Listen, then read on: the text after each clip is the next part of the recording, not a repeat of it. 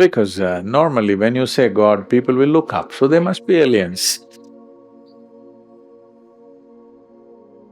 Obviously not residing on this planet, so they must be aliens. I know theories and theories are going around. Anything that you cannot explain that's happened on this planet, you want to invent a fantastic story that somebody else must have come and done this. I'm not saying that is not at all possible either, but I think 95% of it is just loose imagination. There is a 5% element of truth to it. I cannot deny it after having been to Manasarovar and Kailash. It's a living confrontation. uh, it's a living encounter, so I cannot deny it. But everything that you cannot explain, thinking that somebody else from somewhere came and did this is a ancient problem continuing till today. If you don't know how something happened in your life, it must be him who did it. Somebody else is always responsible for all the things that we don't know how. I think it's 95% conjecture. Maybe there is a little bit of an element of truth in it somewhere, maybe. But instead of going off into these fanciful thoughts and philosophies and belief systems that you start seeing aliens floating around in your cities, when they come and introduce themselves, okay, till they come and introduce themselves, that they come, stand here and say, Sadhguru, this is me, I've come from Mars. Till then, we can ignore them, really.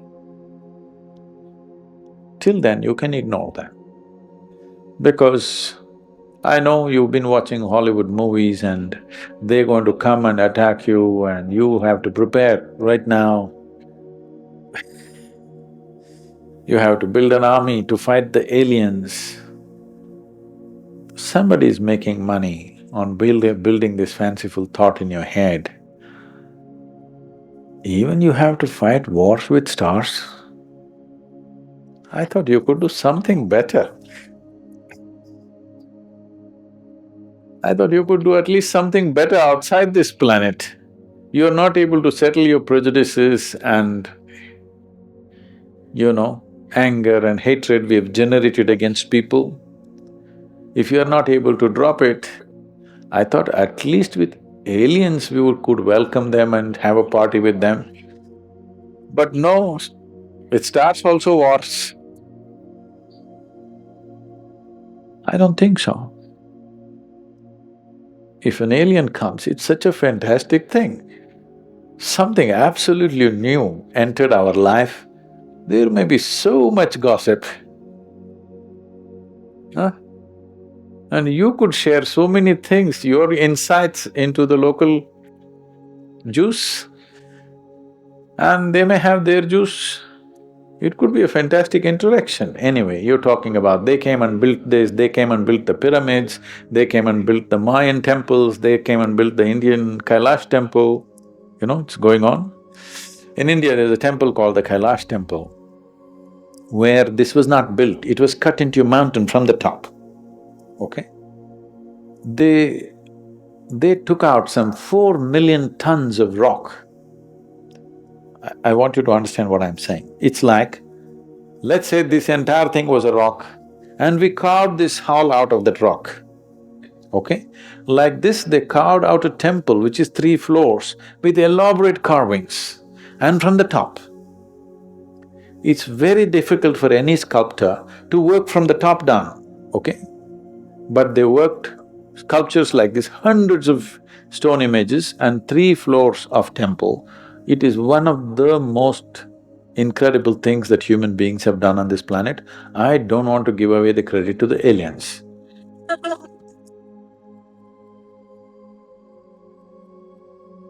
When I…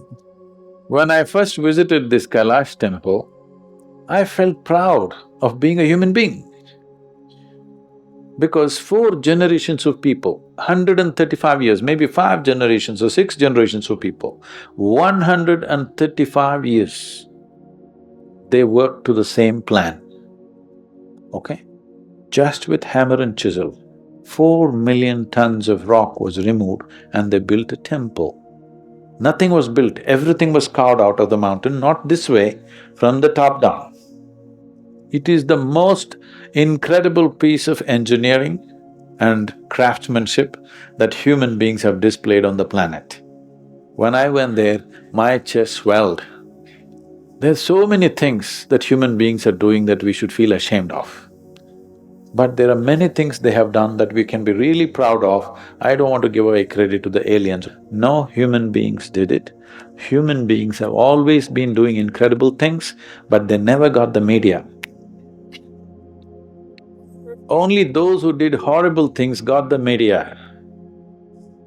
Even today, isn't it? So, it doesn't matter who did it, aliens did it, human beings did it. What the hell are we doing as a generation of people is very important. Are we going to create something in this world where future generations will look back and say, wow, these 21st generation people did such fantastic things? Something that will make them proud of being human, not ashamed of being human. Let's do something like that. Well, people who have no faith in human intelligence are looking up that intelligence will come from somewhere else. What we need to understand is, say, there are certain things which are very significant things in this country which unfortunately this present generation has completely forgotten or very few people are reminded, and the rest of the world, some places they recognize, rest of the places it's not there. What the thing is just this, here we consider things like this. For example, in yoga, we call your spine the center of the universe, we call it Merudanda. That means it's the axis of the universe. What is a universe? Please understand this. Today scientists are admitting it is an endless universe. Forever we've been saying it's an ever-expanding universe. So we said your spine is the axis of the universe. That sounds ridiculous. Even without putting any load, most people's backs are hurting badly. They can't even walk or run or do anything. If this becomes the axis of the universe, what will happen? Why we are saying this is, see, you know there is a universe or you think there is a universe only by your experience, isn't it so? If you did not experience, if you could not see this, if you could not see like this and feel like this, you wouldn't know there is a universe. Only because of your experience there is a universe. And the center where your experience is being transmitted is through your spine. If you cut a few wires in your spine, you will have no experience even of the body, forget about the universe. So because your ability to experience the universe is rooted and centered in your spine, we are calling your spine as the axis of the universe. Suppose this hall, see now we know the boundaries of this hall. Now we can debate whether this is the center of this hall or that is the center of this hall. Suppose there are no boundaries to this hall, how would you decide which is the center of this hall? Where you are is the center of the hall, isn't it?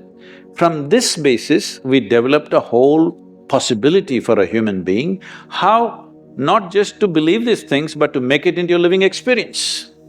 It is from this the word yoga came, that the inclusiveness happens not because I tell you, oh, I love you, you love me and all this stuff. Inclusiveness happens simply because you obliterate the boundaries of your individuality. Not because I love you, you love me, I hug you, you hug me, so because we are inclusive, no. All that will last for some time. Tomorrow if they do something that you don't like, it'll be finished.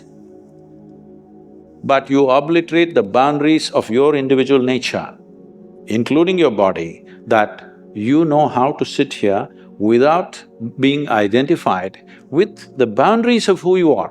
Your physical structure, your mental structure, your emotional structure has a boundary.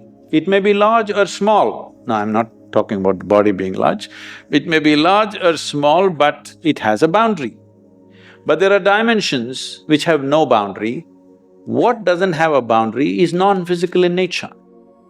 So our focus has always been on that dimension, which is non-physical. That is why Shiva became the most important thing, because Shiva means that which is not, that which is non-physical. Now is he the yogi that we're talking about, is he a human being? Did he come from somewhere else? See, there are things, as you said, there is no parentage. When you talk about Shiva, there is no parentage, there's no place of birth, nobody saw him as a young boy to grow up.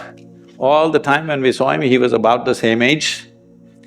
And we don't know where he died, such a significant human being. Even in those times, if he died somewhere, they should have built a temple, they should have built some kind of a monument for him.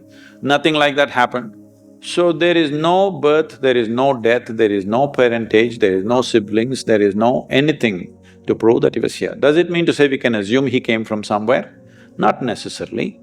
But in many of if you look at the lore, it's very common to refer to Shiva as Yaksha Swarupa. This means, Yakshas means always those kind of beings which are not human, but who's supposed to have existed in the natural environment in this planet, in the forests and other things. Whatever we were referring to, some kind of beings or creatures or whatever you want to call them, who are not human in nature. So many times in the lore, you will see any number of songs and other things talking about Shiva as a Yaksha Swarupa.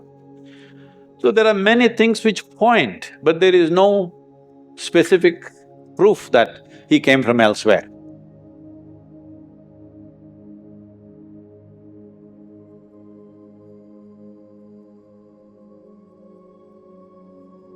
Sometimes the question that seems the wildest are the ones that touch something deep inside us. Whether it's about gods, aliens, or the vast unknown, what truly matters is the wonder they awaken within us. Not the final answers, but the possibilities, the curiosity, the longing to understand more. You see, life isn't always about certainty. It's about allowing mystery to exist without rushing to explain it. And in that space of wonder, we often find our most beautiful moments of peace. So, if this conversation stirred something in you, let it sit. You don't need to solve it today. You don't need to agree or disagree. You can simply breathe, listen, and allow the unknown to be what it is for now. So take a moment to be still. Take a moment to be here with yourself, with your breath and this moment. In a world full of noise and endless answers, it is rare to pause and ask the kind of question that open doors instead of closing them. Thank you for giving yourself that space. Thank you for being here, not just to watch, but to feel. And if you like to explore more, stay curious, and if this sparked something in you, then you are not alone. The journey inward begins with the single question. And sometimes it is okay if that question doesn't have an answer. Until next time, stay curious, stay open, and stay deeply connected with yourself and with your life. I will see you tomorrow. Until then, please take care. Namaskaram. Chandrachud Shiv Shankar Parvati Ramana निनगे Namo Namo.